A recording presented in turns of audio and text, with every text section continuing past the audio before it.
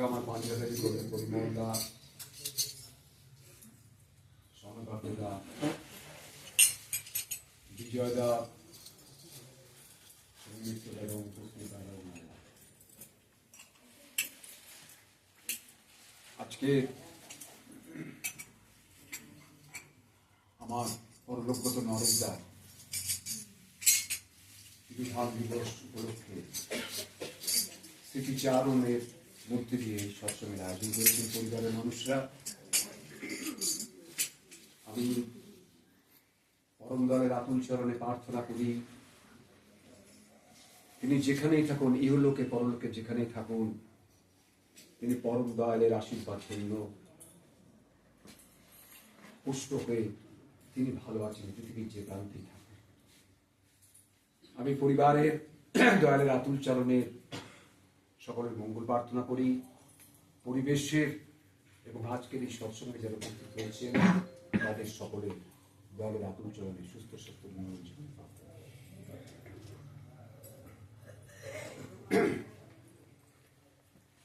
মৃত্যু এমন একটা জিনিস যেটা নিশ্চিত, ওটা হবেই। পৃথিবীতে সব অনিশ্চয়তার মধ্যেই একটাই নিশ্চিত, তাই সেইটিকে মেনে নিয়ে কত সুন্দরভাবে আমরা জীবন কাটাতে পারি। ঠাকুর তার পরতে পরতে সেই কথাগুলো বলে গেছেন আমাদের জন্য। ইহলোকে যেমন আমরা তাকে সাধন ভজনের মধ্যে দিয়ে উপলব্ধি করি, তার দয়াকে অনুভব করি, তিনি যে আছেন, ছবিতে ছবি নন, তিনি যে বাস্তব সত্য, তিনি আমার সংসার জীবনে আমার করার মধ্যে দিয়ে তিনি চলাফেরা যে করেন, এই দয়ার মধ্যে দিয়ে বুঝতে পারি আমরা এগুলোকে তিনি আছেন। আর মৃত্যুর পর তিনি তো বলেছেন পরলোকে, তিনি বলেছেন তিনি একটা মৃত্যুর পর কোথায় একটা মানুষের স্তর সেটা তিনি ঠিক করে দেন, কবে সেই মানুষটা জন্মগ্রহণ করবে সেটা তিনি ঠিক করে দেন। সৎসঙ্গীর পরিবেশে তারা যে আসে, এই ঘটনাগুলো সত্য। তাই আমাদের ভরসাটা সেইখানে। ঠাকুরের দু একজন ভক্তর কথা বলি, যারা ঠাকুরকে গ্রহণ করে এই সংসার জীবনের সমস্ত মায়া তারা ত্যাগ করেছিলেন। তাদের জমি জমা, বাড়ি, সম্পত্তি, টাকা পয়সা, ইভেন পরিবারের মানুষদের থেকেও তারা মোহমুক্ত হয়েছিলেন যে একদিন তাদের চলে যেতে হবে। এই সত্যটাকে উপলব্ধি করে তারা এই জায়গায় এসে দাঁড়িয়েছিলেন। কিন্তু জীবদ্দশায় যখন ঠাকুর তাদের সাথে রয়েছেন, সেই ঠাকুরকে তারা কিছুতেই ছেড়ে যেতে চাইছিলেন না, কিছুতেই না। এরকম একজন ভক্ত অসুস্থ, মৃত্যুর সময় উপস্থিত, ঠাকুর পাশে বসে আছেন, জানে চলে যাবেই। তিনি ওই খাটে শোয়া অবস্থায় খুব নাম করছেন, নাম করছেন, নাম করছেন, নাম করছেন। গায়ে একটা চাদর ছিল, সেই চাদরটা এমন নামময় হয়ে আছে, ঠাকুর একজন ভক্তকে বলছেন যে ওর আত্মা কিছুতেই বেরোবে না, ওই চাদরটা এমন নামময় হয়ে আছে, ওই ওকে রক্ষা করছে, কিন্তু ওকে তো আজকে যেতেই হবে।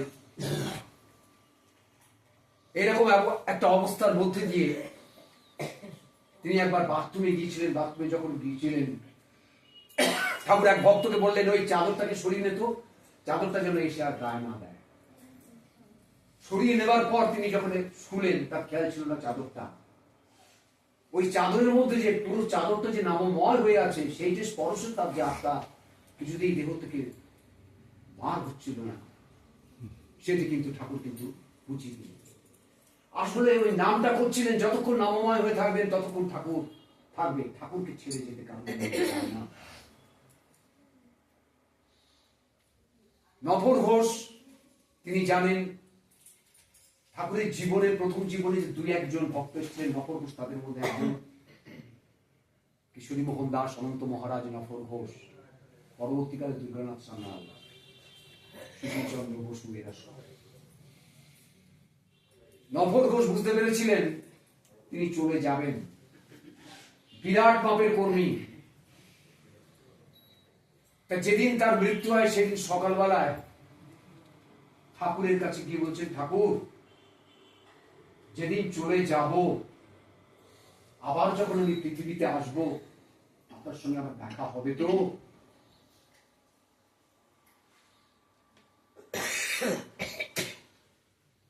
তার সঙ্গে দেখা হবে কিনা এই প্রশ্নের উত্তর ঠাকুর কিন্তু কিছু দেননি, তিনি চুপ করেছিলেন।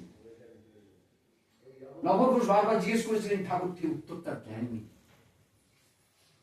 কিন্তু অশ্বিনী বিশ্বাসকে বলেছিলেন যে একজন চলে যাওয়ার পর সে পুনরায় সৎসঙ্গী পরিবেশের মধ্যে আসে, সেই গ্যারান্টিটুকু দিয়েছিলেন। কিন্তু ঠাকুরের সঙ্গে তার দেখা হবে কিনা সেই কথাটা ঠাকুর সেটা অসম্ভব একটা প্রশ্ন করেছিলেন।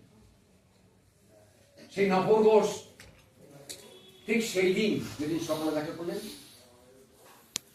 সেদিন সন্ধ্যেবেলা তিনি দেহ রাখলেন।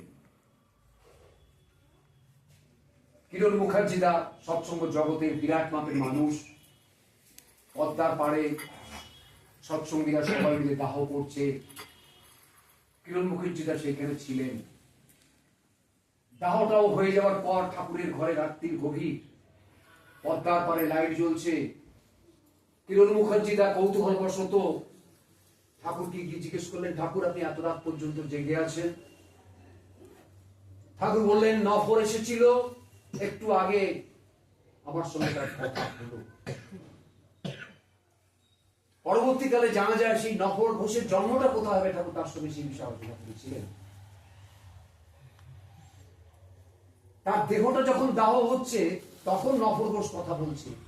এরকম বহু বিস্ময়কর জিনিস কিন্তু ঠাকুরের ভক্তদের লেখা পরতে পরতে আছে। সেই নফর ঘোষ কিন্তু জন্মগ্রহণ করেছিলেন ঠাকুর জানতেন নৈহাটিতে গোয়ালা পরিবারে তিনি জন্মগ্রহণ করেছিলেন, ঠাকুর সেটা জানতেন।